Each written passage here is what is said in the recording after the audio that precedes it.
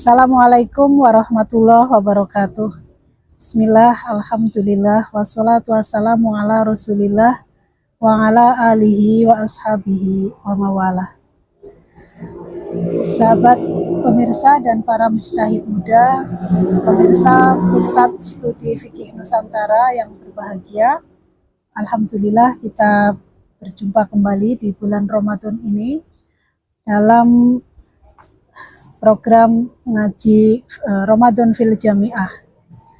Saya akan membaca satu bagian dari kitab Matan Khoyah wa Takrib karangan Syekh Abu Suja Al-Asfihan. Kita hadiahkan Fatihah terlebih dahulu untuk beliau. Al-Fatihah. A'udzubillahi minasyaitonirrajim. Bismillahirrahmanirrahim. Alhamdulillahirabbil alamin. Ar-Rahmanir-Rahim, Maliki Yaumiddin, Iyyaka na'budu wa iyyaka nasta'in. Ihdinas siratal mustaqim, siratal ladzina an'amta 'alaihim ghairil maghdubi 'alaihim waladdallin. Amin. Topik yang akan kita bicarakan pada video ini adalah tentang jenis-jenis najis dan cara menghilangkannya. Sahabat pemirsa, najis adalah hal yang sangat dekat dengan kita, bahkan di dalam diri kita juga terkandung najis, sehingga setiap hari kita akan berurusan dengan najis. Oleh karena itu, ini hal yang sangat penting, mengingat suci dari najis adalah salah satu syarat sah untuk sholat. Di samping juga alasan kebersihan, jadi bukan hanya alasan ibadah, melainkan juga alasan kebersihan dan kesehatan. Kita mulai. Bismillahirrohmanirrohim. Faslun utawi iki iku ono anggit pasal suci, ibarate fasal fi bayanin najasati iku tetep ing dalem mertelaaken piro-piro najis, wa izalatiha lan carane ngilangi najasat. Wa kuluma ingin utawi saben-saben barang kang mengalir atau metu, khoroja kang metu minas sabilaini saking dalan loro. Dalan loro artinya adalah dubur dan kemaluan. Iku najisun najis hukume ilal maniya kejobo mani. Sahabat sekalian, segala sesuatu yang keluar dari dua jalan itu artinya kemaluan. Kalau perempuan itu vagina, kalau laki-laki itu penis, dan dubur itu bagian belakang, itu hukumnya najis. Najis itu sesuatu yang bisa menghalangi keabsahan sholat kita. Nah, tetapi terdapat pengecualian, yaitu sperma atau air mani. Air mani yang keluar dari penis laki-laki maupun cairan yang keluar dari vagina perempuan ketika merasakan kenikmatan seksual itu hukumnya tidak najis. Wa ghuslu jami'il abwali utawi mbasuh sekabehane uyuh atau air kencing, wal arwasilan tinja iku wajibun wajib, illa baula sobiyi kecuali uyuh bocah lanang cilik, allazi yo sobi lam yakul kang durung tau mangan sopo sobi atau ngama ing panganan. Kemudian membasuh semua air kencing dan kotoran atau tinja itu hukumnya wajib. Kalau air kencing itu keluarnya dari jalan depan atau vagina dan penis, kalau tinja itu keluarnya dari jalan belakang atau dubur. Nah, itu semua kalau kita habis buang air kecil ataupun buang air besar atau dua-duanya, maka membasuh badan kita agar bersih dari keduanya itu hukumnya wajib. Nah, kemudian di sini terdapat pengecualian, yaitu kencing yang keluar dari penis anak kecil, anak laki-laki yang umurnya belum 2 tahun, belum makan makanan, berarti hanya minum air susu ibu, maka itu dikecualikan. Jadi tidak harus dibasuh. Dibasuh itu artinya kita alirkan air untuk menghalaunya. Nah, fa innahu mangko utawi baulu sobihi lam allazi lam yakul to'am iku birosil ma iku yadhuru bisa suci birosil ma'i kelawan mencipratkan banyu alaihi ingatase baul. Nah, ini para ulama termasuk Syekh Abu Suja mengkategorikan bahwa kencingnya bayi laki-laki yang hanya mengkonsumsi air susu ibu itu dikategorikan sebagai najis yang ringan, namanya najis mukhafafah, di mana cara membersihkannya atau mensucikannya itu tidak perlu dibasuh secara mengalirkan air untuk menghalaunya, melainkan cukup dengan mencipratkan air ke area yang kena najis ini. Nah, oleh karena ini berbeda dengan kencingnya orang dewasa yang sudah makan bermacam-macam makanan, ada bakso, sate, nasi, dan sebagainya. Cara mensucikannya tidak cukup dengan diciprati air, tetapi harus dibasuh. Caranya dialirkan air, bisa dengan gayung. Dalam tradisi rumah kamar mandi orang Indonesia itu banyak sekali yang menggunakan teknik gayung. Bisa juga menggunakan shower jet. Kita misalnya memakai selang yang ujungnya ada tombolnya, dengan ditekan tombolnya itu maka airnya akan mengalir sesuai arah yang kita mau. Nah, sekarang juga ada teknologi otomatis bidet, teknologi air yang mengalir. Kita tekan tombol kloset duduk, kita tekan, kemudian airnya akan memancar, mengalir ke dalam kubul maupun dubur kita. Kalau kita habis pipis atau buang air kecil, buang air besar, tombol itu ditekan, maka akan dengan sendirinya membersihkan kita tanpa tangan kita melakukan gerakan lagi. Nah, ini teknologi yang relatif canggih sehingga biasanya kita temukan di tempat-tempat yang modern, misalnya di bandara, di hotel-hotel berbintang 4, 5, jarang sekali ada di rumah biasa, atau apalagi di masjid saya jarang mendapati.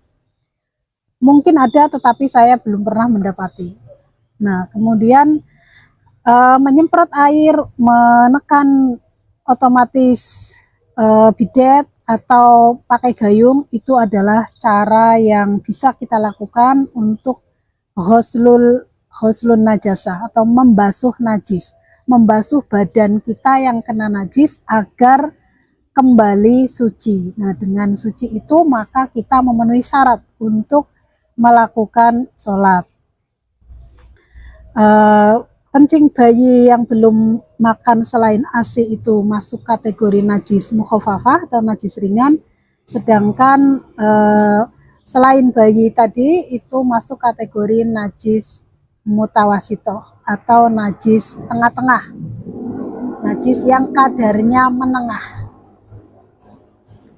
Wala yu'falan ora den ngapura ngan syai'in saking suwiji-wiji minan najasati saking piro-piro najis ilal yasiri kecuali setitik, minat dami saking getih, wal qaihi lan nanah, wamalan barang la nafsa kang ora ono getih iku maujud lahu kaduwe Ma sailatun kang mili iza wakonga arikalne tumibo opo ma fil ina ing dalem wadah wama talan mati fihi ing dalem wadah fa innahu mongko iku temen setuhune ma iku layu najisuhu ora menajiskan opo ma ing wadah.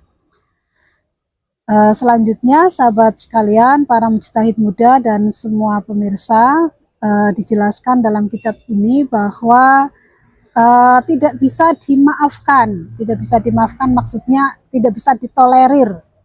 Tidak bisa ditolerir dari najis kecuali apabila jumlahnya sedikit. Dan jumlahnya sedikit yang itu berupa darah atau nanah. Jadi kalau ada kotoran ayam, kotoran manusia, kotoran kambing mengenai badan kita, maka kita mau tidak mau itu harus membersihkannya karena tidak ditolerir, tidak dimaafkan najisnya. Nah, tapi kalau najis itu berupa darah yang sedikit, misalnya kita kena jarum pentul hanya sedikit sekali, kemudian atau kita kena nanah, kita punya luka, kita punya kudis misalnya, di kudis itu ada nanahnya, kita tersenggol, nah kuantitasnya atau jumlahnya hanya sedikit sekali, hanya setetes begitu, pokoknya hanya mengenai kulit kita atau baju kita sedikit sekali, nah itu bisa ditolerir. Ditolerir itu artinya bisa kita bawa untuk sholat tanpa kita harus membasuhnya terlebih dahulu. Kemudian hal yang bisa ditolerir lagi, najis yang bisa ditolerir yang lain adalah hewan yang mati masuk ke dalam wadah kita, kemudian tapi dari hewan itu tidak ada darah yang mengalir. Contohnya apa? Contohnya lalat atau nyamuk. Nah, kita misalnya punya nasi, punya bubur, kemudian bubur itu kena lalat. Nah, lalat itu adalah hewan yang tidak punya darah mengalir. Maka ketika lalat ini mati, masuk ke dalam bubur kita, bubur itu tidak menjadi najis karena kejatuhan lalat. Kemudian wadahnya, piringnya itu juga tidak menjadi najis karena tersentuh oleh bangkai lalat. Begitu juga dengan nyamuk, misalnya kita nyamuk yang belum makan darah ya, kan ada nyamuk yang dia tidak ada isi, tidak ada darahnya, kecuali kalau habis menghisap darah manusia. Nah, nyamuk yang kurus yang dia tidak habis makan darah ketika mati itu juga tidak ada darah yang menetesnya. Nah, itu juga kalau mengenai wadah atau mengenai baju kita, maka kita tidak harus mensucikannya dengan air. Kemudian wal hayawan utawi sekabehane hewan, kulluhu yo hayawan iku tohirun suci. Ilal kalba angin anjing wal khinziro lan babi. Wamalan hewan tawalada kang diperanakan opo ma minhuma saking babi lan anjing. Au ahadihima otowo saking salah sijine babi lan anjing. Maksudnya adalah semua hewan itu hukumnya suci kalau masih hidup, kecuali anjing dan babi. Nah, artinya kalau hewan lain itu bisa jadi najis ketika menjadi bangkai. Misalnya ayam aslinya suci, ketika dia mati tanpa disembelih, dia mati dengan sendirinya, maka menjadi bangkai, nah itu hukumnya menjadi najis. Kemudian kambing, sapi seperti itu. Kalau masih hidup dia suci, kalau jadi bangkai dia najis. Kalau disembelih dengan cara yang halal, dia tetap suci. Nah, kemudian beda dengan ayam, sapi, kambing. Kita di sini dijelaskan ada babi dan anjing, dimana babi ini mau hidup atau mati dia najis. Kemudian anjing juga begitu, hidup atau mati dia statusnya sudah masuk kategori najis. Hanya saja para ulama ada yang berbeda pendapat, di mana para ulama mazhab Maliki itu menganggap yang najis itu bukan bodi anjing secara keseluruhan, tetapi liurnya, air liurnya. Sehingga masyarakat muslim yang bermazhab Maliki itu ada yang memelihara anjing, ada bahkan di dalam rumahnya, karena menurut keyakinan mereka, menurut pendapat mereka, anjing itu tidak najis. Dia hanya wajib dicuci apabila air liurnya mengenai wadah. Nah, jadi ada yang berpandangan seperti itu. Nah, dalam mazhab Syafi'i kebanyakan menganggap bahwa anjing itu najis tidak hanya air liurnya tapi juga badannya. Sehingga kalau terkena badannya, bukan hanya air liurnya, kemudian diwajibkan untuk menyucikan dengan air dan dengan tanah. Jadi cara mensucikannya, ini nanti ada di baris bawahnya, kita lanjutkan dulu. Selain anjing dan babi, hewan-hewan yang diturunkan dari anjing dan babi itu juga najis. Jadi misalnya anjing kawin dengan babi lalu melahirkan keturunan yang spesies baru, setengah anjing setengah babi, misalnya seperti itu juga masuk kategori najis. Atau salah satunya misalnya sesama anjing dengan anjing melahirkan, itu juga najis. Kemudian anjing misalnya kawin dengan kambing, nah keturunannya dari misalnya yang betinanya itu kambing, jantannya anjing. Nah, kemudian lahir hewan baru. Nah, itu juga masuk kategori najis. Wal maitatu utawi batang atau bangkai, kulu hayus kabehane bangkai iku najisatun najis ila sama kejaba ikan wal jaro dalan walang wal adamia lan manusia. Nah, semua bangkai artinya hewan makhluk yang mati tanpa disembelih secara prosedural itu hukumnya najis.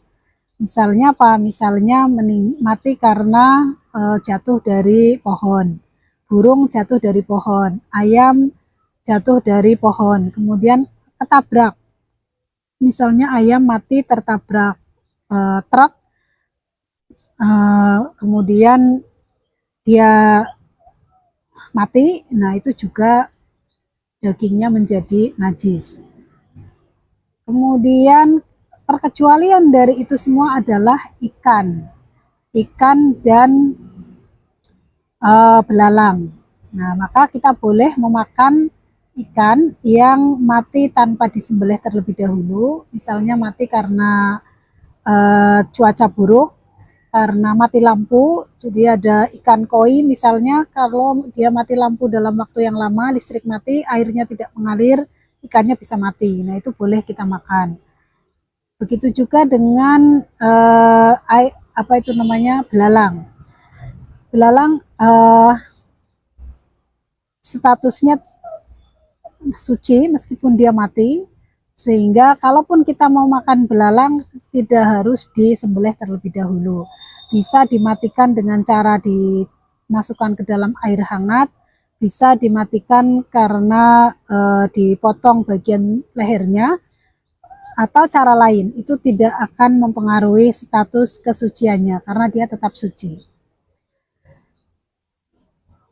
Kemudian kita lanjutkan, wayuh salulan den suceni den basuh opo al ina'u wadah min wuluhil kalbi saking jilatane anjing walahin siri lan celeng atau babi sapengamarotin kelawan pitung ambalan Idahuna utawi salah sijine pitu iku biturobi den campur kelawan lemah. Jadi barang-barang yang terkena jilatan anjing atau kena babi, tersentuh oleh babi, itu bisa disucikan dengan cara membasuhnya 7 kali. Salah satu dari basuhan itu airnya dicampur dengan tanah. Nah, tanahnya adalah tanah yang suci. Di zaman modern sekarang ini ada juga sabun pencuci najis mukholazoh. Jadi ini babi dan anjing masuk kategori najis mukholazoh atau najis yang berat. Nah, sekarang ada sabun pencuci, ini dibuat oleh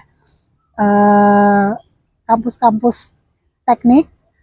Saya pernah baca dari ITB juga memproduksi, sehingga kalau kita sulit mencari tanah, mencari debu, kita bisa menggunakan sabun itu, karena sabun itu dibuat dari debu. Wayuh salulan den basuh minsa irin najasati saking sekeri-kerine najis, marotan seambalan, hale seambalan, wahidatan kang siji, takti kang tumeka ngalehi ingatase najis, wasalasu utawi membasuh kaping telu iku afdolu lewih utama. Nah, jadi cara menghilangkan najis selain najisnya babi dan anjing itu cukup dengan 1 kali basuhan. 1 kali basuhan ini yang penting bisa menghilangkan, tapi akan lebih afdol, lebih utama kalau 3 kali basuhan. Jadi kalau kita membersihkan kotoran ayam, misalnya kita basuh dulu, kita ambil dulu materi kotorannya, kita pastikan sudah hilang, lalu kita siram dengan air. Nah, itu sudah cukup. Nah, kemudian begitu juga kalau kita bersuci dari apa itu namanya, buang air kecil, buang air besar, itu utamanya 3 kali basuhan, tapi kalau 1 kali menurut kita sudah bersih, itu juga sudah cukup. Nah, sahabat sekalian, tentang najis ini kita sangat penting untuk memperhatikan, karena yang pertama berdampak pada najis itu berdampak pada ketidakabsahan kita untuk sholat, yang kedua berdampak pada kesehatan kita. Kalau kita tidak membersihkannya, maka akan ada bakteri yang hidup dari najis tersebut, lalu bisa mempengaruhi kesehatan kita. Nah, maka kalau kita jorok, misalnya kita biarkan ada tempat tinggal kita atau kamar kita, misalnya meja kita ada kotorannya, kita nggak bersih-bersihkan, nggak sucikan, maka kita terkena resiko kena penyakit, karena dalam kotoran itu banyak bakteri. Nah, yang juga penting untuk diketahui dan diperhatikan menurut saya adalah karena bagian dari tubuh kita, yaitu tadi kemaluan dan dubur, itu adalah tempat keluarnya najis, maka kita juga harus memiliki perhatian yang cermat terhadap pakaian kita ketika kita mau sholat. Misalnya kalau kita menggunakan pakaian dalam jangka waktu yang sudah lama, sedangkan kita punya cairan yang keluar, misalnya keputihan atau cairan lain yang membasahi pakaian dalam kita, maka kita juga harus menggantinya atau mencegahnya agar tidak mengenai pakaian dalam kita. Jadi kita bisa menggunakan pembalut atau panty liners agar cairan yang keluar dari kemaluan kita tidak mengotori pakaian kita, sehingga ketika kita mau sholat, kita bisa melepas panty liners itu, kemudian kita sholat dengan pakaian yang bersih dari najis. Atau kita membiasakan diri melepas pakaian dalam kita untuk tidak dibawa ke sholat, itu juga bisa merupakan salah satu cara untuk mengantisipasi agar sholat kita suci dari najis. Kemudian kita juga harus cermat, kita beraktivitas di mana. Kalau aktivitasnya itu ada di tempat yang riskan, misalnya rumah kita itu dekat dengan atau kita mengurus bayi, bayi itu rawan pipis, kita kena pipisnya, itu juga harus sangat cermat untuk bersuci terlebih dahulu sebelum kita melakukan sholat. Jadi jangan sampai kesibukan kita, lingkungan kita karena kita tidak rajin membersihkan, maka menjadi penghalang bagi keabsahan sholat kita. Demikian sahabat sekalian, pembahasan tentang najis dan cara mensucikannya dari kitab Matan Khoyah wa Takrib sudah selesai. Terima kasih sudah menyimak video ini. Mudah-mudahan kita semua mendapatkan manfaatnya dan pembacaan kitab ini juga menambah kebaikan bagi penulisnya.